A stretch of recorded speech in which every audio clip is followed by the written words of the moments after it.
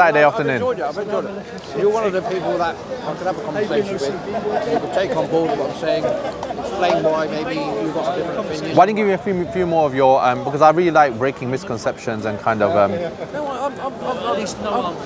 I love the Muslim side of it. I've got friends that are Muslim. Okay, I'll do that. I've got, more parents. It doesn't faze me. That's why I can say these things. And, it's not an aggressive thing to say, oh, why are you doing this? Why are you doing this? Yeah. Well, that's why I said that verse of the Quran where we mentioned about La ikraha fi din, that's quite profound because, again, that puts in context the attitude that we should have when we talk about religion, and especially as Muslims, that we have to abide by these because it's very important. And I think this breaks down the stereotypes that people have. Now, another thing that you mentioned that I thought was very good about your family, which I thought was very good.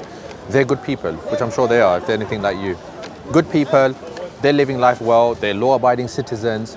Why? Why is the need for religion? But you said that you do acknowledge the importance of religion. Why can you, what do you see as a disparity between having a religious belief and allowing yourself and that religion to increase in your goodness and your ability to help others and to be friendly? But clearly religious people must have some benefit, otherwise so many people wouldn't be proselytizing and believing in a religious philosophy in itself. I wonder whether that's sometimes on an individual basis, that they, some people need to feel that they're connected to something. Okay. And I get that. Right. And I get that.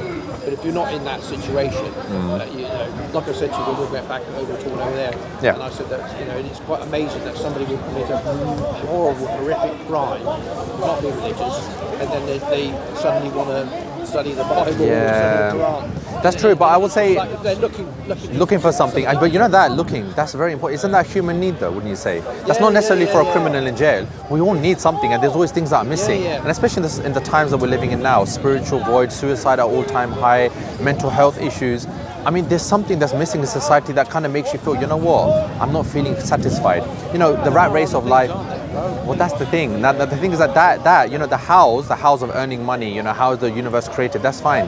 But it's the why in people's lives, right? Why am I here? What's the purpose of my existence? What's going to happen to me after I die? What's the value of my life? Aren't these questions that necessarily can't be... You know when you said about the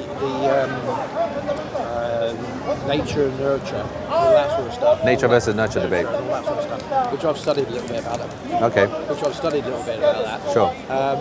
I think that's probably more connected to when you get into sort of like the religious side of it. Right. So, it's more of a psychological thing. Yeah. But the interesting, but in the Islamic paradigm, and I think why this is quite interesting, is in the Islamic paradigm, particularly, it's not about science versus religion. It's not about that. But this is very much comes from a kind of pseudo-Christian philosophy, especially in the West, where you were kind of, hung and killed and kind of crucified or chastised if you kind of went against the religious paradigm, if it disagreed. In Islamic paradigm, it's actually science and religion working together. There's a phrase that one of my friends uses, Quran is Allah's word, but science is Allah's work. So there's a compatibility with science and religion. Therefore, it's not about seeing the things of the world as being something that's the antithesis of religion and God, but it's something that's actually a confirmation of God. And it's a sign. Look, even if you have a watch, right? My friend here has a watch. There you go. They're very stressful. There you go. Well, yeah, you don't want to keep up with the time. But you have a watch, right? The things, it's an impossibility that the mechanisms of the watch can come together without there being a creator or some great plan in place. Therefore, the idea of one God and religion, which in itself is unique to Islam, by the way, you said, one God, we've accepted that. If you've accepted that, my friend, then really we've accepted the idea of... I said we've accepted it as a concept. Okay. I didn't say, I've got some opinions about what happened so many years ago, sure, which would be nothing to do with religion. Sure. And, it would blow your mind away. Sure. And we could have a longer conversation about that. Right. And I think there's been... But you did acknowledge a veracity or truthfulness of one God. Something. Sure. Something happened, right? Something definitely happened. But it wasn't necessarily based on a religious element.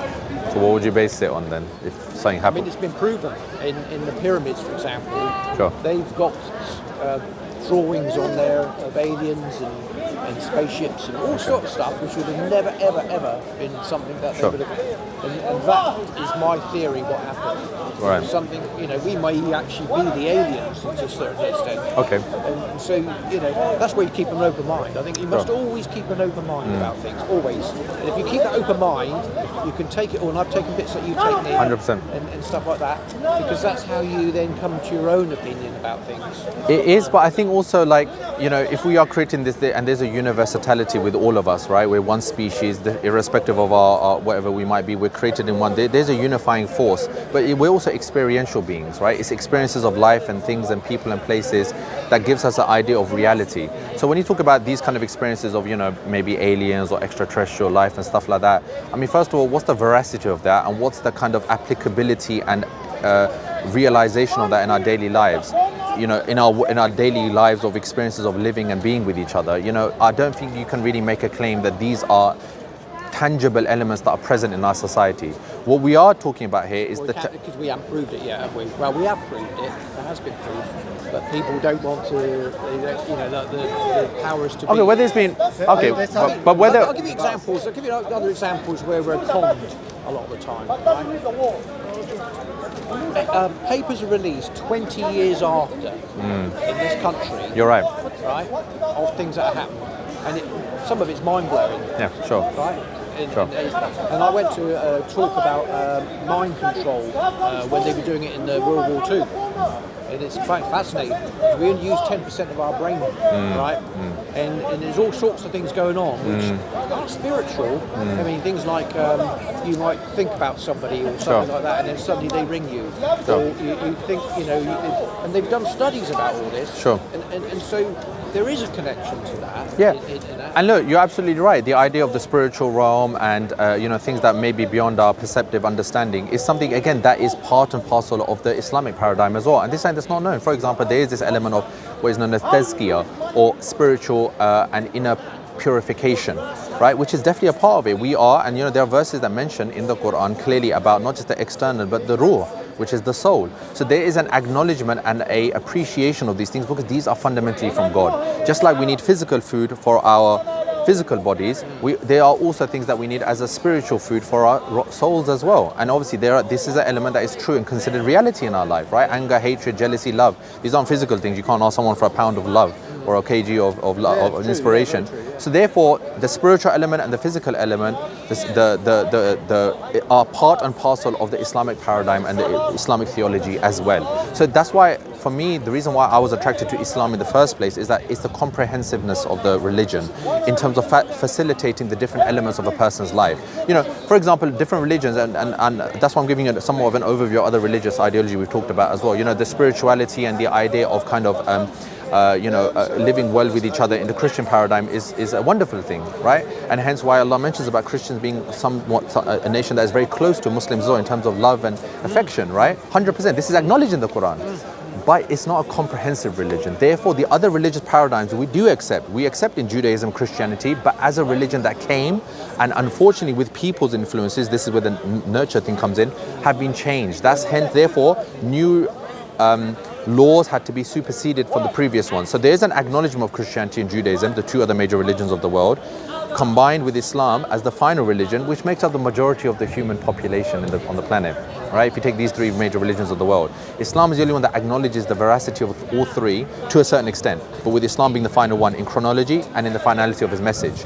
No other religion, no other philosophy of life accepts that. Now, when you look at the majority of humanity, because remember we said at the beginning of this, experiential, the experiences of humanity as a whole, it is religion, and it is in the three monotheistic religions as well, with Islam being the final three. Surely the experiences of humanity as a whole and the species as a whole shows something. If we share the same food, we share the same need. Isn't that show veracity of the religion as itself? Do you also find it questionable when people who followed all these things, like yourself and all that, and become good people because of that, that there are quite a number of percentage people that are bad people that also follow religion? maybe in prison, maybe sentenced to death in other countries, Right. but they follow the religion. Again, you, Well, you, no. you judge the behavior of the They say the Religion. love of God, right? And I'm not saying about. We talk about the behavior. But my brother make a very good point. You just said they follow religion. Well, if they're bad people and they're claiming to follow Islam, for example, and they're trying to justify any bad actions through whatever misinterpretation or corruption they're claiming to the religion, that's not a disparaging remark on the religion. That's a disparity of the person. No, I know what I'm saying. Oh, well, what are you saying? No, I'm not. Justifying. I'm not saying about Sure. Islam or anything like that. Sure. I'm saying about people that are following a love, Sure. which is in a religion, which is what it's really about as well. The love of God or the love of what your fellow human being or whatever it is. Sure. Right? You don't commit these crimes, Yes. right? But these people are. So what? And then do you know what they So your question is, how do you reconcile Yeah, that? do you know what they bring in as well, which is always amuses me a little bit on this, is that it's always the devil's fault. It's the devil. The devil made me do it. You know. The importance and the overpowering nature of the devil is something that is not within the Islamic paradigm. No. That is in the Christian paradigm. This is what I said to you at the beginning, that you have to make sure that you don't conflate the two. This idea of, no, the devil is not an equal partner with God as in the religious paradigm. It's kind of good versus evil. Can I ask you something? Yeah. If So let me just finish this point here. right, yeah. So the idea of what you just said, the devil, and he's making you do this. No.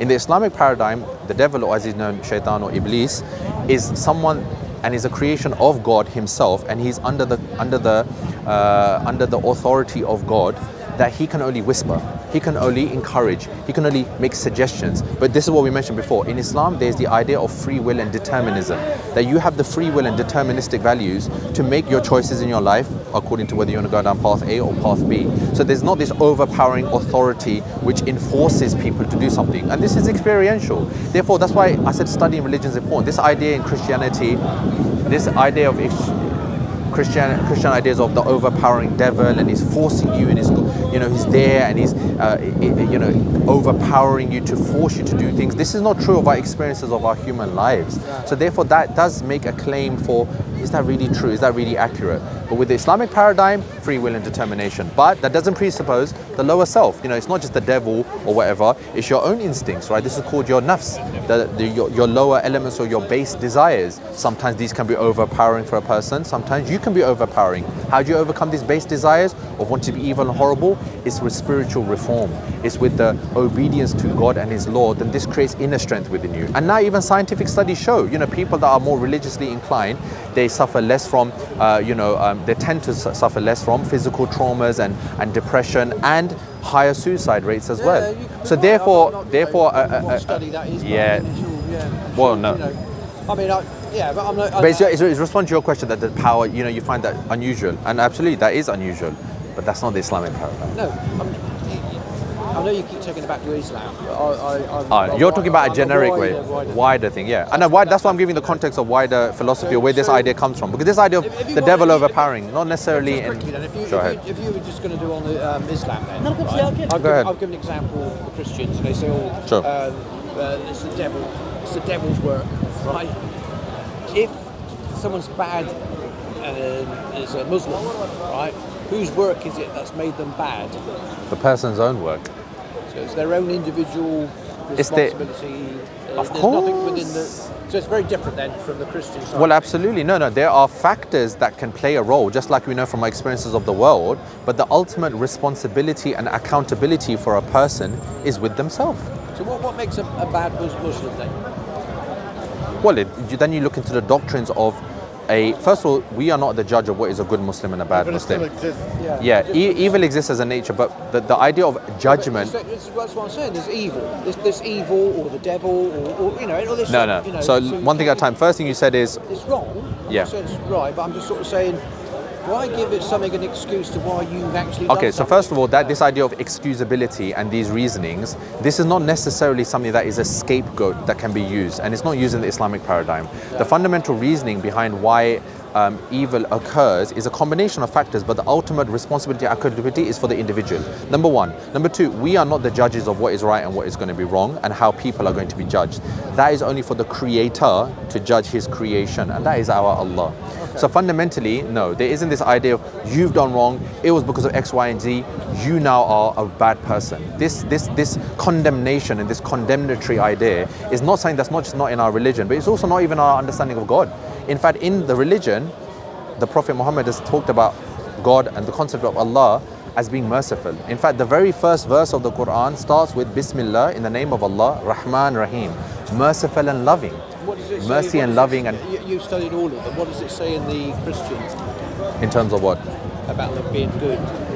Well, again, Is it the same? Is it exactly the same? No, it's not. How can it be exactly the same? No, It's well, the, does it actually base it on a similar sort of like theory? Not really, because one key thing in the Christian where there's a certain amount of divergence is this overpowering idea of this devil. Yeah. And that, I mean, the different denominations of Christianity fundamentally do look at the devil as being a fundamental source of evil.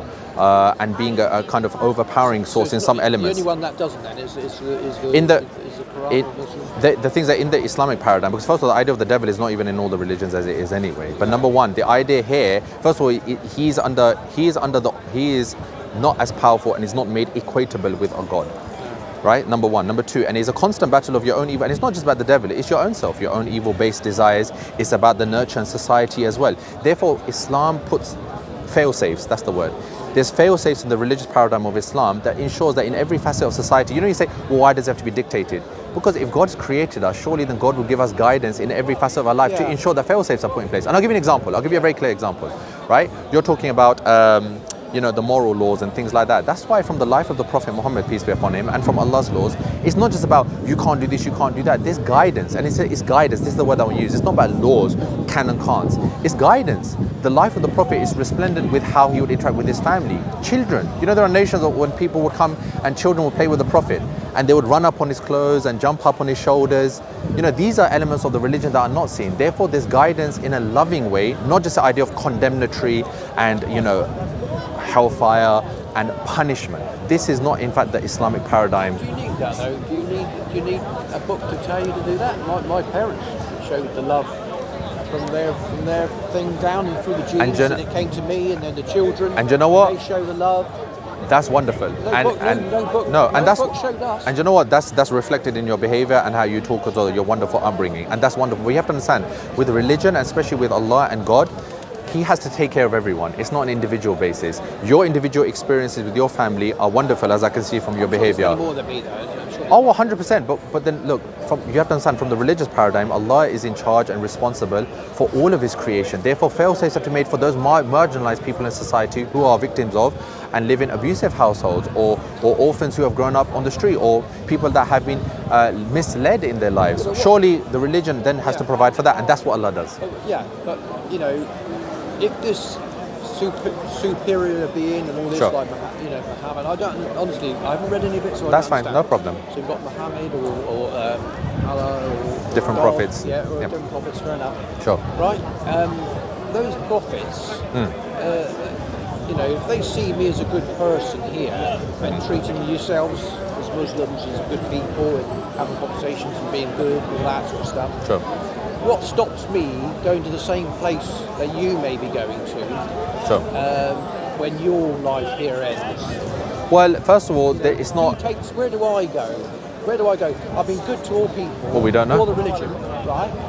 So where do I go? At this precise moment, there's a God who really believes in like you're saying, good, all this sort of stuff. Why is he being judgmental about someone who's being good, but because he hasn't followed any religion? Why UK put the law? If you are not a good person, you'll be in the jail.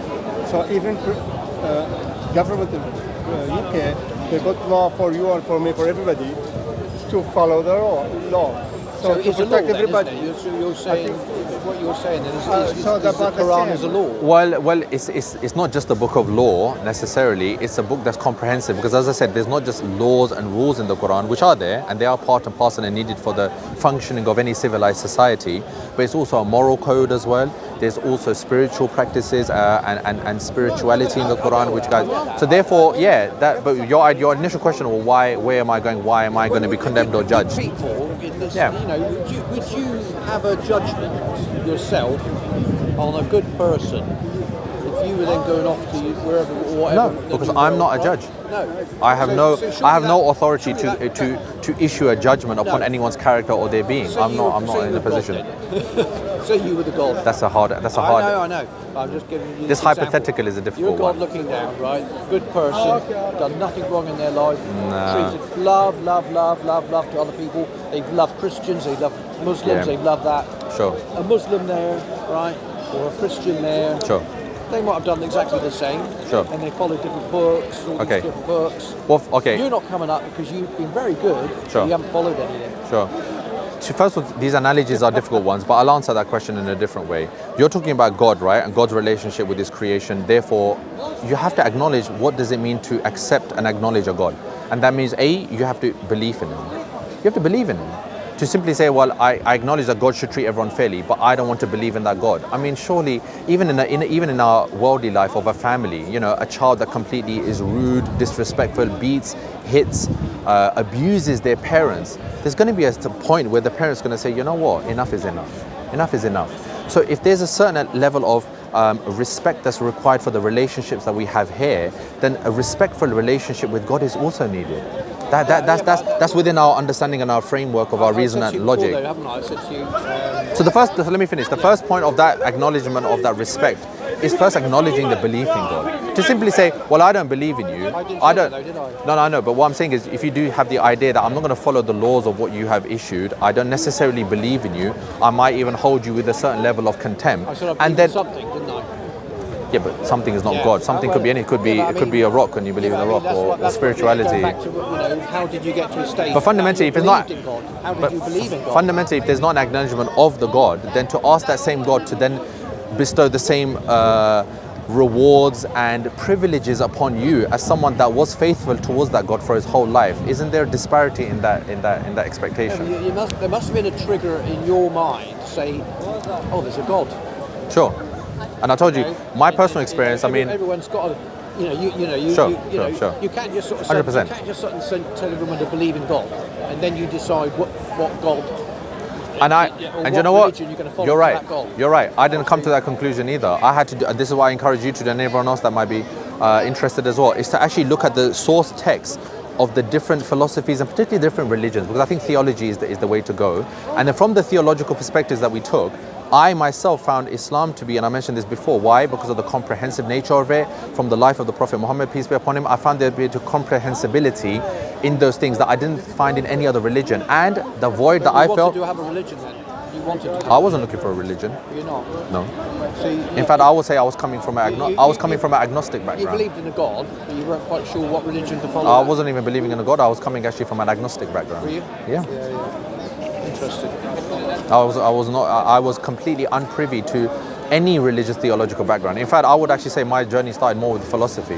Yeah. And I found philosophy wanting in the big, great metaphysical questions such as why are we here, what's the purpose of life? Because it can answer the how is this, how is that, how is this, but the why, that's a fundamental part, and that's the void that I felt. Why am I here? What's the purpose of my life? And when I looked into theology, and I looked into theology for a number of different religions. Yeah. How many millions of people have died in this world, Sure. right? That would have gone to another world. Sure. How many people? In terms of, Well, all the people that have died. it's impossible for me to say that. Yeah. And and the belief of religion is there's another place for them to go to. In the Islamic paradigm, yes. So- Well, remember, when you say religion, you have to, we're looking at Islam because other religions. people. No, because you're. Well, I mean, isn't the universe something that could? Well, this is a question. So if the worldly do you creation, never question that?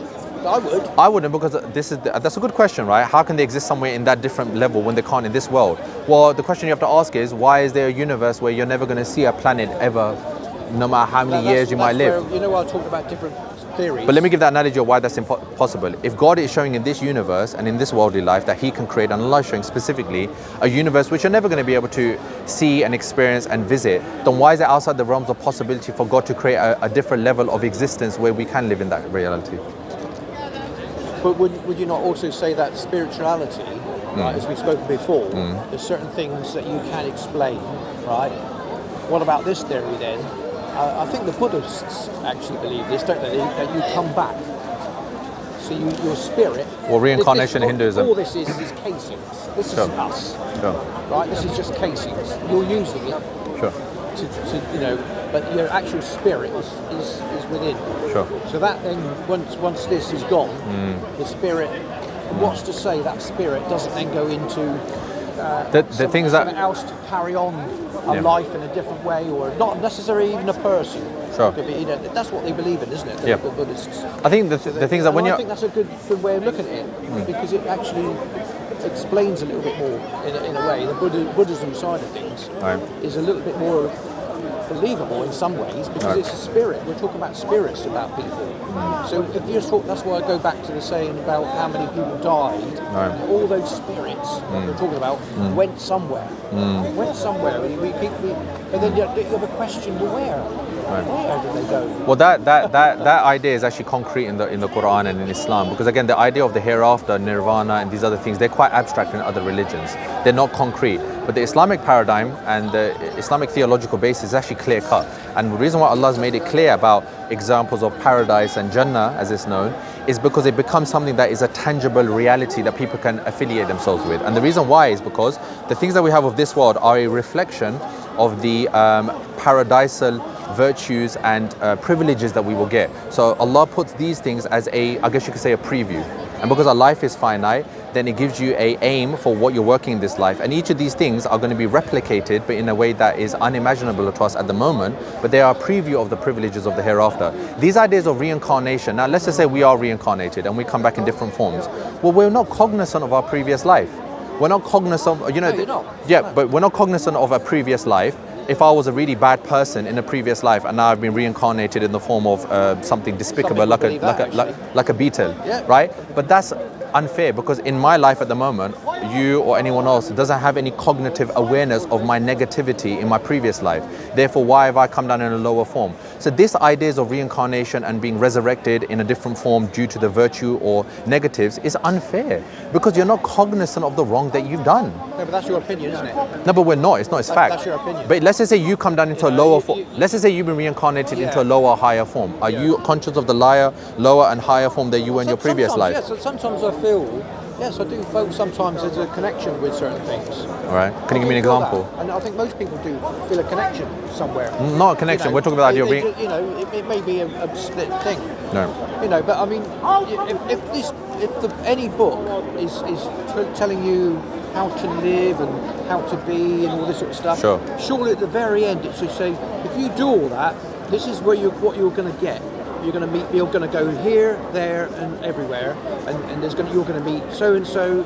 You're going to meet me. You're going to do that. Wouldn't end of a book. The Quran. What does it say then? What does it go? Okay, good. Where's it going to go? Right. So the Quranic paradigm is, look, we have the code that Allah has sent, and it's not. I don't use the word code, but the guidance that Allah has sent is for different facets of our life, right? Where are you going to go? So once you've achieved and you lived a life that is virtuous according to the Islamic paradigm, there is this idea of paradise. Now, paradise is a plane and a level of existence whereby once we are resurrected, so you die, right? You're buried, then it's that element that we talked about, your soul, which we acknowledge that is there. That is something that is the innate disposition of person that is innate within them. And when a person dies, then that soul is what is extracted, and then God uses, and with that soul resurrects the human in another plane of existence. Now, yes, that plane of existence. So that is resurrection then into somebody else. Not into another form, yes, not into somebody else, but into another form of existence. Another person. No, because a person. Into another dimension. Yeah. The dimension. What's the dimension? What is well, that's the thing. That other existence is something that's going to be physical. Tell me what it is. This book tells you about everything else. Right? Sure. Right at the very end, it doesn't say if you follow all this. We're telling you. You're going to be. This is who you're going to see. You'll still be able to eat. You will. You'll still have. Right. So let me. Same flavors you love. Okay. So this is something that's clear. It doesn't tell you that, does it? No, it does, and this is what I'm going to say to you. So in the Islamic paradigm, you're resurrected in another level of existence, right? In another plane that's beyond our perceptions of this world, and you are physically created in a physical form. You are then judged for your deeds, and then if you are found that your good deeds are heavier than your bad, then there is this paradise that God has created, right? And this paradise is a physical, tangible place where you will be entered. In that place, there will be food, clothing, and there will be delights that are paralleled with the existence that we have on this life as a preview.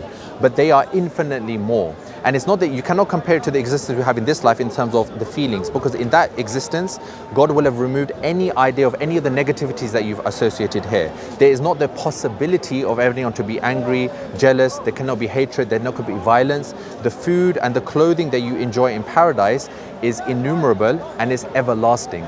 You will see God, and we do believe that we see Allah in Jannah, in paradise. You see God as his form. And you are in the company of all of these people that we read about, which is the prophets and our final prophet that has come. Fair enough. If you're saying that, and you're going to this paradise and all this sort of stuff, and you said there's going to be clothing, food, all this sort of stuff, right? And you're not going to have any evil, how is he so certain that you're not going to take evil up there? Because just like God has created us with the disposition to do evil in this life, then he has the ability, and he will create us with the ability to not have the disposition to do evil in the hereafter. Why does he do that here? Because this is the test, isn't it? It's what we talked about. It's your base desires. Do you want to follow a path of virtue and goodness? You believe that this is all a test. It's a test. Yeah, but there's another word, like a rehearsal. No, because a rehearsal suggests that this is no, because the test is rehearsal means it's going to be duplicated in exactly the same form, but later on. No. That's what rehearsal is. Rehearsal is a duplication. Rehearsal is to get something good in the end, I suppose. Like you would have an actor. He rehearses until he gets to the point. Yeah, but that next thing is this. This is basically a rehearsal. No, because the rehearsal. No, because the rehearsal is that you're doing the same thing again, but at a different time and place. That's not what this is. The life of the hereafter is not a copy or a reflection of this life, because it's a different plane of existence. This life is supposed to be as a means of a test. It's a test to see, right, are you going to follow the path of virtue, or are you going to follow the path of vice?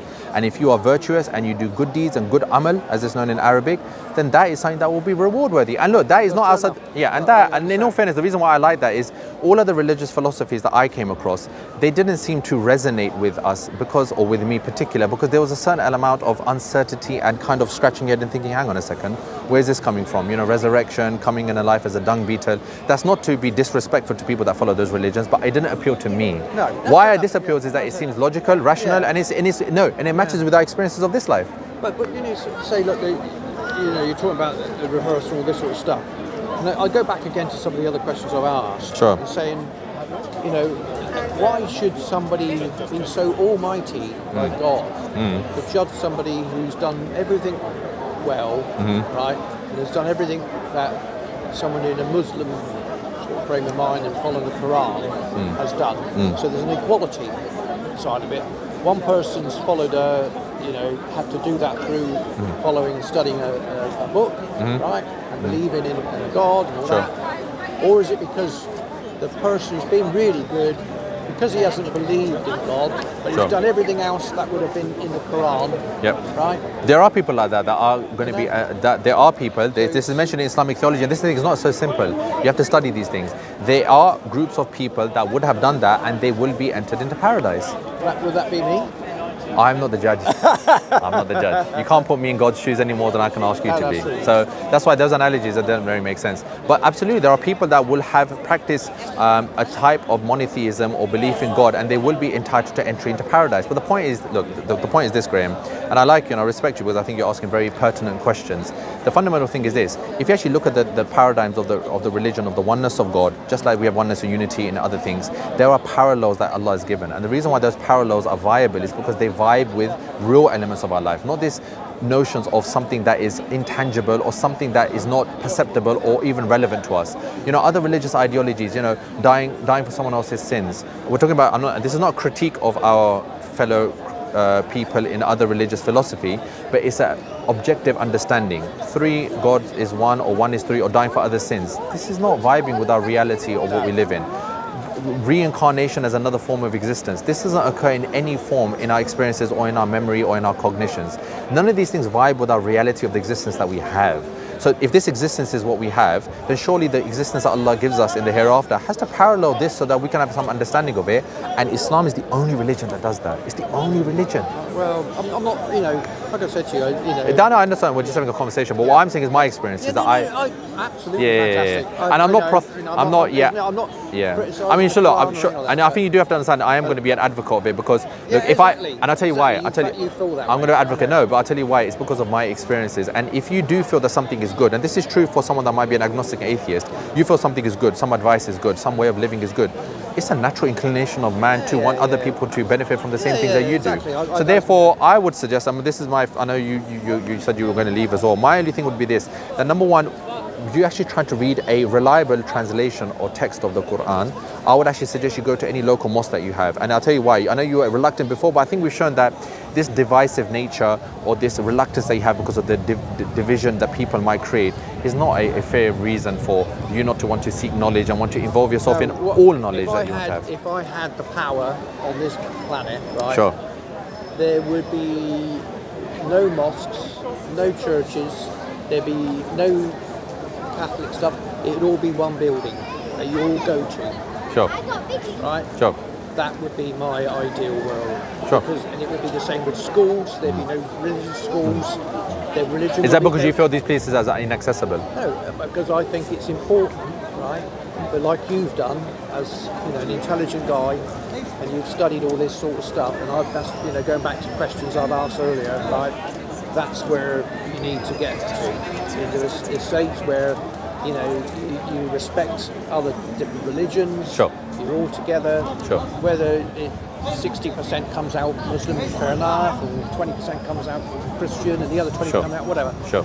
It's divisive because there is this thing in the world. There is this, and you're passionate about what you believe in.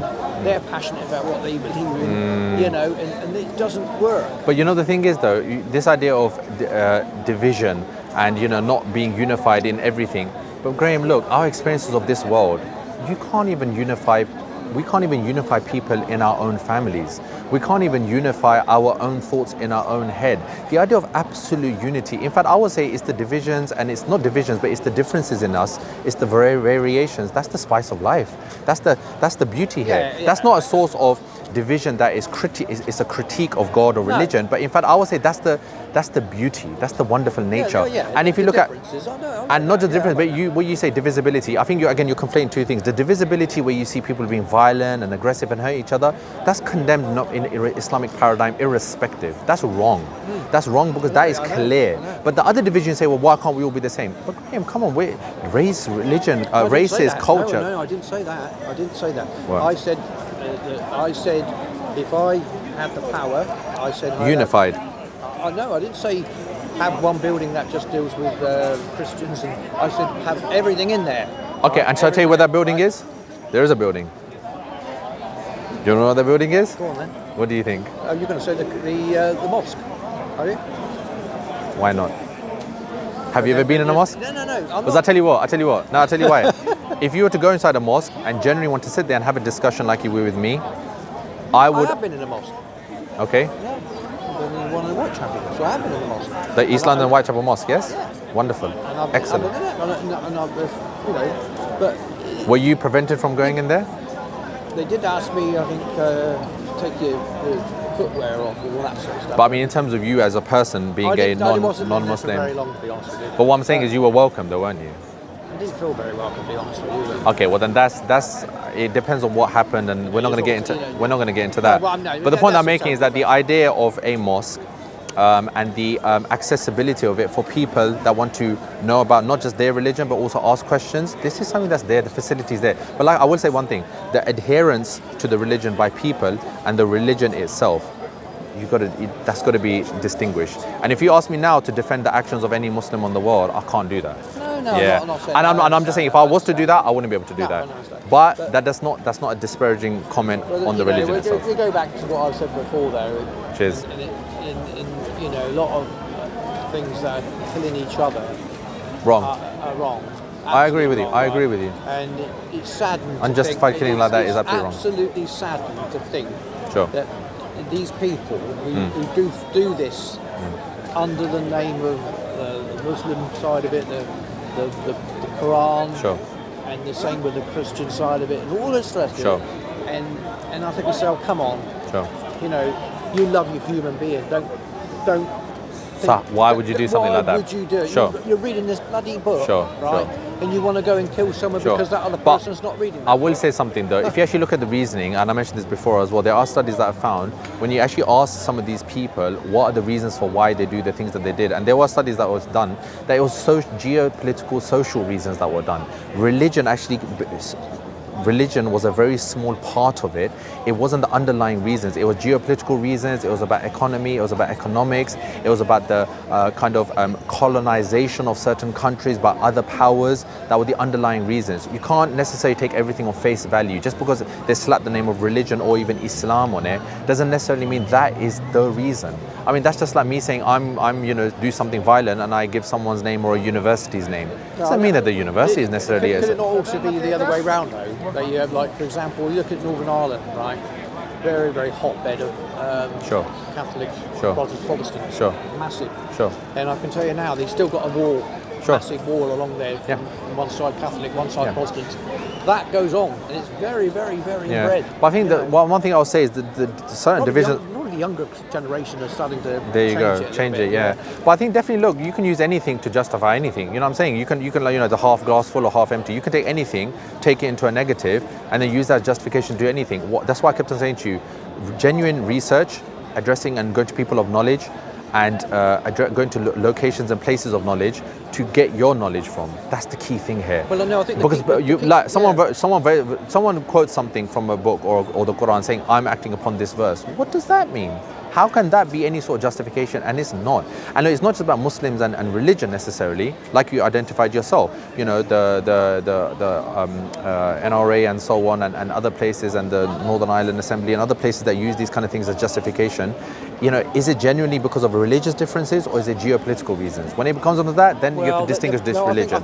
And I will say something else as well. You're talking about that and some people doing that. Well, what about the vast majority of Muslims around the world that are peaceful citizens in their communities? I think you've got a point on the political side of it. Sure. But that's come as part of this. Hey, brother, you okay? Part of religion, though, as well. You know. Are you okay? All right, hello. Don't actually know the gentleman, but he's being very polite and respectful for us. And so is this man. Graham, thank you so much. Very nice to have met you, and hopefully we'll be able to talk in the future as well. But I would. You down here quite often then? I try to come as much as I can.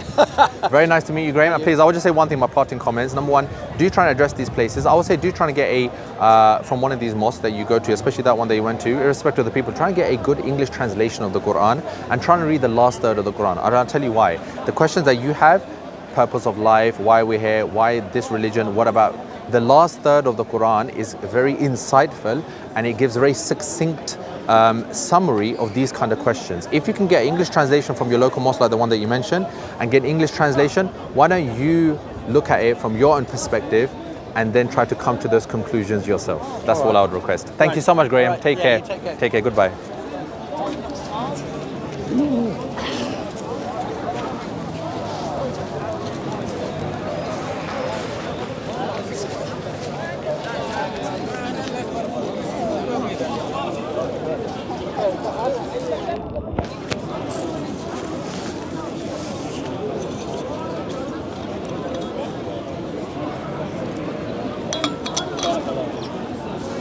Sit down, that's a Sunni. Son. I'm trying to take this off. Shaykh Uthman. One I think he's in second. America. Let me just get this off, isn't it? I don't want the brother. I just want to find him. I'll talk to you. I don't know where his camera. I don't know where the brother's gone. I don't want to lose his stuff, isn't it? I think he's here. I'll find him. I'm gonna come. I don't know. Come on. Who's Shaykh?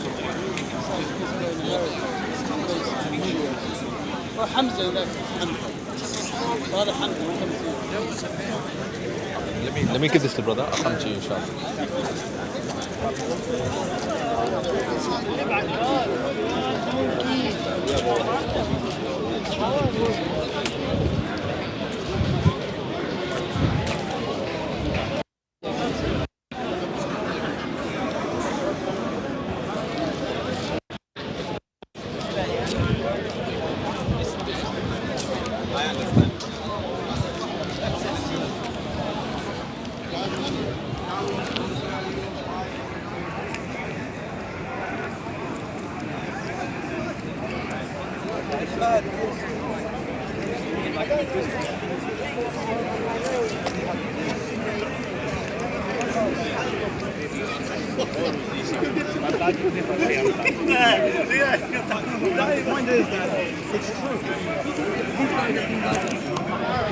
Like I said, yeah, and everyone now, you know, Half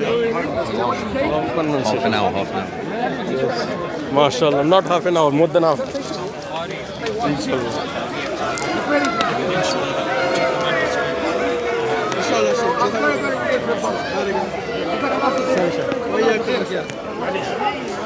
It's really a fascinating science.